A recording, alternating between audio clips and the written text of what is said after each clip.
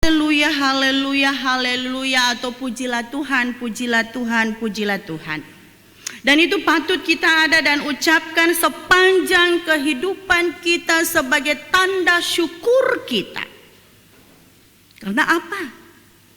Karena Tuhan Allah kita, Tuhan Allah yang mengasihi kita, Tuhan Allah yang mengaruniakan kita kekuatan dan keselamatan di dalam hidup kita, sehingga kita ada hingga saat ini. Bukan hanya itu, jemaat yang kekasih dalam Tuhan Yesus Kristus, tetapi juga Tuhan memberikan hikmat dan kekuatan iman, sehingga di saat ini di dalam berbagai situasi dan kondisi kita ada dan rindu mendengarkan suara Tuhan, lalu juga melakukannya di dalam kehidupan kita hari lepas hari.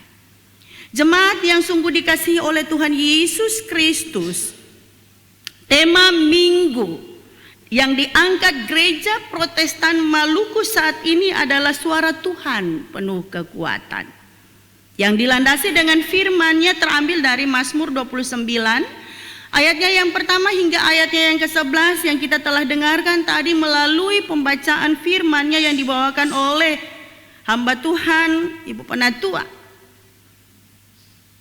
Jemaat yang kekasih dalam Tuhan Yesus Kristus, beta ajak, mari kita lihat latar belakang Daud melantunkan atau menulis pujian ini. Pada saat Daud menulis pujian ini, orang Israel itu hidup di tengah-tengah bangsa Mesir kuno yang mana mereka mempercayai dewa-dewi. Waktu itu tidak semua bangsa mempercayakan hidup dan kehidupannya kepada Allah Sang Pencipta. Cuma bangsa Israel dan sebagian pula bangsa Israel ada di dalam kebimbangan, ada di dalam kegoyahan imannya terhadap Tuhan Allah Sang Pencipta ini. Sehingga melalui puji-pujian ini sesungguhnya adalah merupakan kesaksian Raja Daud untuk ada dan menyaingi puji-pujian orang Ugarit. Adalah salah satu suku di Mesir kuno yang ada dan mempercayakan hidup dan kehidupannya kepada dewa-dewi. Mereka ada dan menyembah yang namanya Dewa El. Dewa El ini mereka percayai bahwa dewa ini adalah dewa yang membawahi seluruh dewa-dewi. Dan kemudian dewa-dewi yang kita tahu adalah Dewa Baal dan istrinya Dewi An, kemudian Dewi Yan. Dewa-dewi ini orang Ugarit percayai adalah sebagai dewa-dewi kesuburan, dan mereka berkuasa atas badai. Orang-orang Ugarit atau orang-orang yang menyembah dewa-dewi pun melihat bahwa ketika ada guntur, ketika ada kilat, ketika ada bencana alam, itu berarti bahwa dewa-dewinya yang berkuasa, dewa-dewinya yang bersuara. Sehingga Bapak Ibu yang kekasih dalam Tuhan Yesus Kristus, satu kali lagi beta mau bilang bahwa Raja Daud ada dan menciptakan satu puji-pujian yang menandingi puji-pujian orang Ugarit untuk mengatakan siapa sebenarnya Tuhan Allah orang Israel. Tuhan Allah Abraham, Ishak dan Yakub itu. Raja Daud mau bilang bahwa Tuhan Allah Israel adalah Tuhan Allah pencipta alam semesta yang sesungguhnya. Tuhan Allah orang Israel adalah Tuhan Allah yang sungguh berkuasa atas dunia ini, bukan hanya dunia ini tetapi seluruh alam ciptaan dan juga di sorga. Sehingga melalui puji-pujian Raja Daud itu juga mau mengatakan kepada semua orang, menggambarkan bahwa Tuhan Allah yang mereka sembah adalah Tuhan Allah yang transenden, yang jauh di atas kekudusan, kemuliaan, kemahakuasaannya, yang tidak terjangkau oleh pikiran manusia. Tetapi Dia juga adalah Tuhan yang imanen, Tuhan yang dekat, Tuhan yang sangat mengasihi manusia, Tuhan yang mengenal seluruh keinginan harapan manusia, dan Tuhan yang lekat di dalam manusia, Tuhan yang ada di dalam diri manusia itu sendiri. Sehingga Bapak Ibu yang kekasih dalam Tuhan Yesus Kristus, Mazmur pujian ini adalah merupakan mazmur saingan daripada puji-pujian orang Ugarit yang mau juga mengatakan bahwa siapapun dewa-dewi itu, ia tidak mampu untuk mengalahkan Allah yang menuntun bangsa Israel keluar dari tanah Mesir. Allah yang menciptakan dunia ini, Allah menciptakan segala isinya. Bapak Ibu yang kekasih dalam Tuhan Yesus Kristus, mari kita lihat dalam pembacaan kita yang pertama, Daud mengatakan di situ kepada Tuhan, "Hai penghuni sorgawi." Ia mengundang penghuni sorgawi, "Hai penghuni sorgawi, mari memuji Tuhan, mari memuliakan Tuhan." Siapa itu penghuni sorgawi? Penghuni sorgawi adalah para malaikat, dan juga dikatakan kepercayaan oleh orang Ugarit bahwa dewa-dewi mereka. Sehingga Daud mau menempatkan bahwa dewa mereka adalah di bawah aturan daripada Allah Sang Pencipta. Karena Allah Sang Pencipta ini adalah Allah yang sangat otoritas terhadap ciptaannya. Teologi penciptaan yang kita pahami adalah teologi penciptaan yang menciptakan segala sesuatu dari tidak ada menjadi ada. Bahasa kerennya ex nihilo, dari tidak ada menjadi ada. Dan dari ungkapan si pemazmur itu, Daud mau bilang Tuhan Allah itu sangat dahsyat, Tuhan Allah itu sangat hebat, Tuhan Allah itu sangat kuasa. Dari hal yang paling kecil dari bagian Tuhan Allah saja, yaitu suaranya, yang tidak ada bisa melihatnya, Ia mampu menggoncangkan seluruh alam ciptaan ini. Ia ada dan memperlihatkan kebesaran. Ia ada dan memperlihatkan kekuasaannya melalui suaranya. Dan ketika kita baca dari ayatnya yang ketiga sampai ayatnya yang ke-10, dikatakan di sana alam semesta yang termasuk air, guntur, pohon. Aras Libanon ini adalah pohon yang sangat kuat, Bapak Ibu yang kekasih dalam Tuhan Yesus Kristus, tetapi bisa patah oleh karena suara Tuhan. Gunung yang besar bisa dikatakan melompat-lompat. Padang gurun yang besar bisa dikatakan juga ada di dalam perubahan. Rusa betina yang belum ada dan waktunya melahirkan, dia bisa melahirkan. Hutan bahkan air bah, Allah bertata di atasnya. Segala fenomena alam yang tidak mampu siapapun untuk menguasainya, mengendalikannya, semua mampu untuk ada dikuasai oleh Allah, semua mampu untuk dikendalikan oleh Allah, dan semua mampu untuk ditaklukkan oleh Allah. Bahkan fenomena kelahiran pun Allah boleh ada dan mempercepatnya. Semua itu Daud mau bilang bahwa hanya yang berkuasa, Hanya yang mempunyai kuasa yang mampu melakukan itu, dan tidak ada yang sama dengan Allah yang kita sembah, Allah yang kita muliakan, Allah yang kita puji di dalam kehidupan kita. Sehingga Daud mau bilang kepada orang-orang Israel yang tanyakan di mana Allah. Allah senantiasa memberikan penampakan dirinya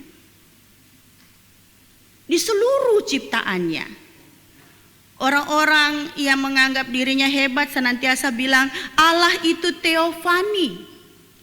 Theo atau theos artinya Allah, pania artinya penampakan. Jadi kita bahasa Indonesia saja, Allah senantiasa menampakkan dirinya. Dan di sini Bapak Ibu yang kekasih dalam Tuhan Yesus Kristus, si pemazmur mau bilang juga kepada kita bahwa Allah di dalam kehadirannya, di dalam teofani, di dalam penampakannya, Allah tidak hadir saja di dalam situasi yang membuat kita aman, nyaman, senang.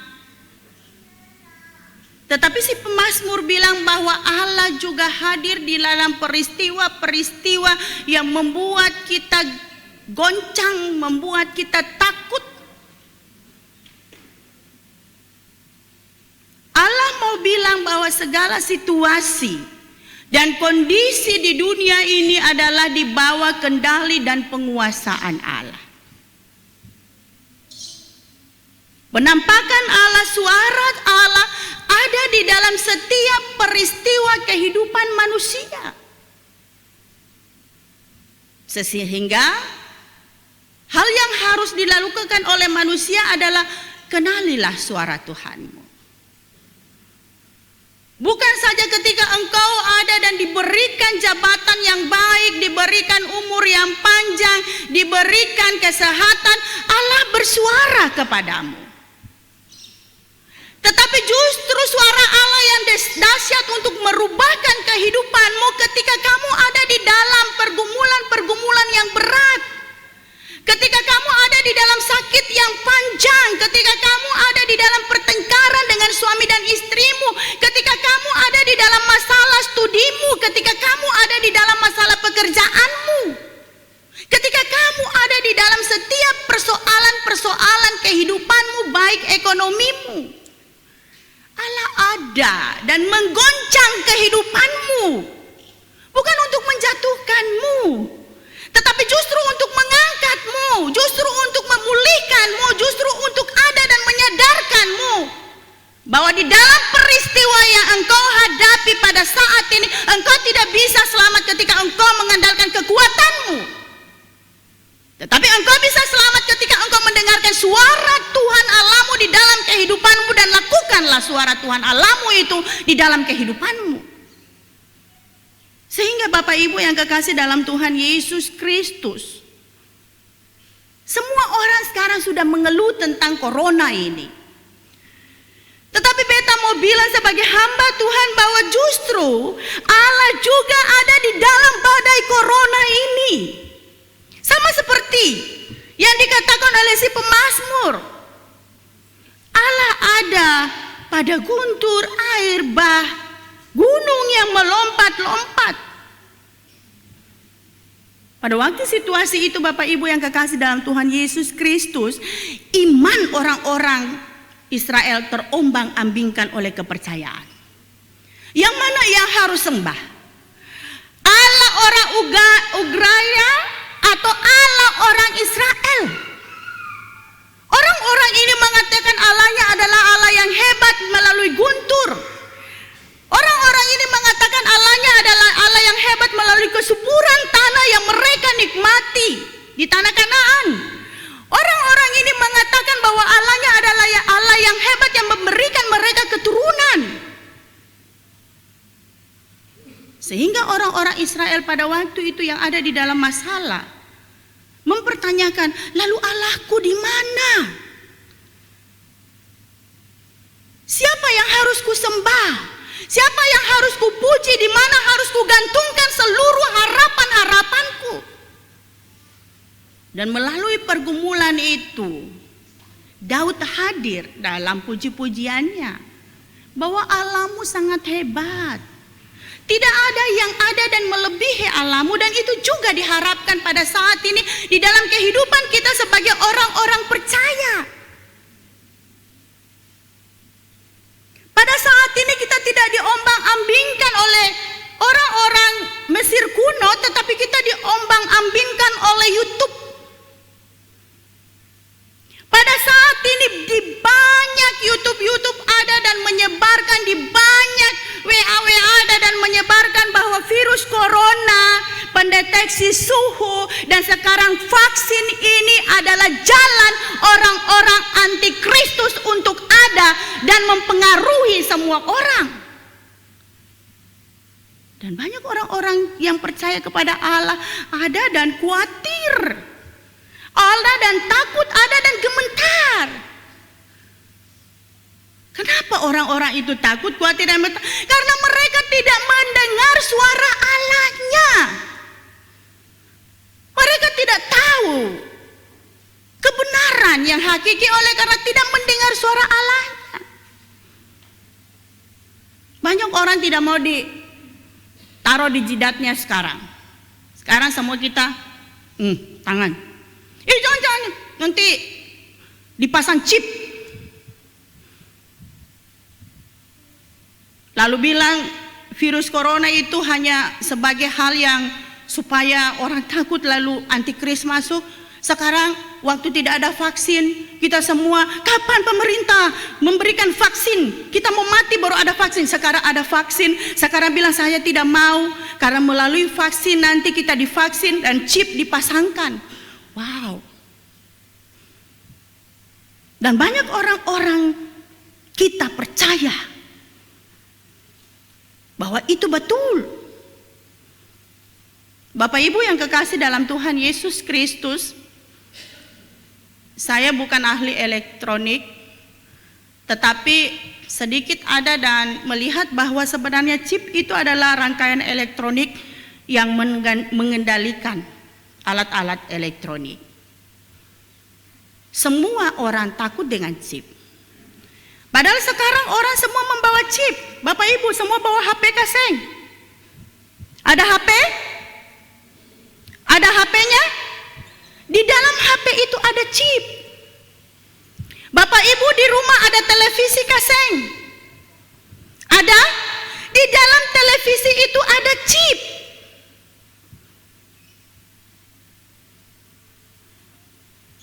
Pertama orang takut HP. Jangan terima WA sabarang. Jangan sampai katong balas, itu antikristus. Daftar katong. Lalu nanti dihubungi katong tengah malam, halo. Jadi semua WA katong biasa recheck. Banyak gaptek. Kita juga termasuk orang gaptek. Tetapi mari Bapak Ibu yang kekasih dalam Tuhan Yesus Kristus, kita mempergunakan iman kita. Hikmat yang diberikan Tuhan kepada kita sebagai orang-orang percaya.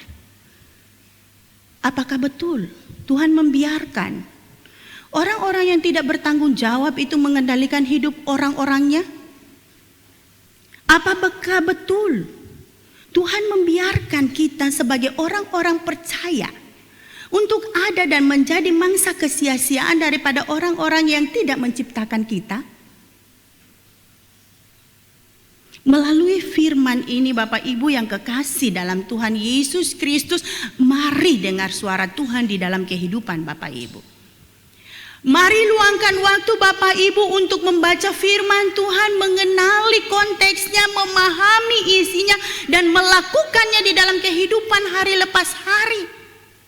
Mari mempergunakan waktu yang ada, yang Tuhan berikan pada corona ini untuk ada dan bergumul dalam keluarga, menyisihkan waktu bersama keluarga untuk memahami kasih Tuhan, untuk melihat apa keinginan Tuhan di dalam peristiwa ini. Dan kita menjadi pembawa suara Tuhan.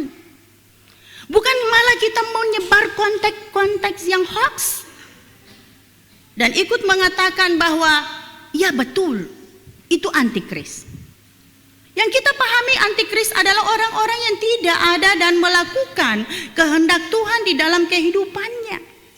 Orang-orang yang tidak mempercayai bahwa Tuhan Yesus Kristus itu datang sebagai Yesus, datang sebagai bayi, ia ada dan dirayakan di dalam kelahirannya, ia mati disalibkan, lalu bangkit dari orang mati untuk ada dan menyelamatkan kita. Sehingga ketika ada orang-orang yang tidak merayakan Natal, ketika ada orang yang tidak merayakan Paskah, itu antikristus. Dan bukan orang Kristen. Dia orang Yahudi yang tidak mengenal perjanjian baru, tetapi ia ada di dalam perjanjian lama. Imannya tidak dibaharui di dalam Yesus Kristus, tetapi imannya stuck di dalam perjanjian lama. Sehingga pemazmur sekarang ini mau bilang bahwa Allah yang kita sembah, Allah yang dari dulu Abraham, Ishak dan Yakub dan sekarang ini, Allah yang tidak pernah ada dan berubah walaupun zaman ini berubah, Allah yang tidak pernah ada dan meninggalkan ciptaannya untuk bergumul sendiri, Allah yang senantiasa berkuasa atas kehidupan kita. Bapak Ibu yang kekasih dalam Tuhan Yesus Kristus, lihat ayatnya yang ke-11. Tuhan kiranya memberikan kekuatan kepada umatnya, Tuhan kiranya memberkati umatnya dengan sejahtera. Di sana si pemazmur menguatkan umatnya bahwa setiap orang yang mendengarkan suara Tuhan akan diberikan kekuatan. Dan di dalam kekuatan itu tercipta kedamaian karena tidak ada ketakutan, tidak ada keresahan, tidak ada kegelisahan yang selama ini ada di dalam kehidupan kita. Saya tidak bilang jangan takut kepada corona. Corona itu ada. Tetapi jangan terlalu ada dan takut kepada corona. Yakin dan percaya bahwa ketika kita dengar suara Tuhan melalui pemerintah, maka kita akan ada dan aman saja. Yakin dan percaya bahwa ketika kita mendengarkan suara Tuhan dari khotbah-khotbah yang positif, dari firman-Nya yang kita baca, dari penguatan-penguatannya, maka kita juga akan ada dan dikatakan di sini berikan kekuatan dan kesejahteraan. Masalah yang kita hadapi, pergumulan panjang yang kita alami, Tuhan akan memberikan kekuatan di dalam menghadapinya. Kita tidak sembuh, tetapi kita kuat. Itu yang membuat kita tidak takut, tetapi membuat kita penuh pengharapan. Kita ada di dalam masalah, kita tidak terlepas dalam masalah, tetapi kita tidak takut dengan masalah itu. Justru masalah itu memberikan kita kekuatan iman dan mendekatkan kita kepada Tuhan. Dan itu adalah suara Tuhan yang dahsyat seperti badai untuk mengubahkan kehidupan kita dan menguatkan kita, sehingga kehidupan yang kita alami ada di dalam kehidupan damai dan sejahtera. Tuhan Yesus mengasihi jemaat semua. Amin.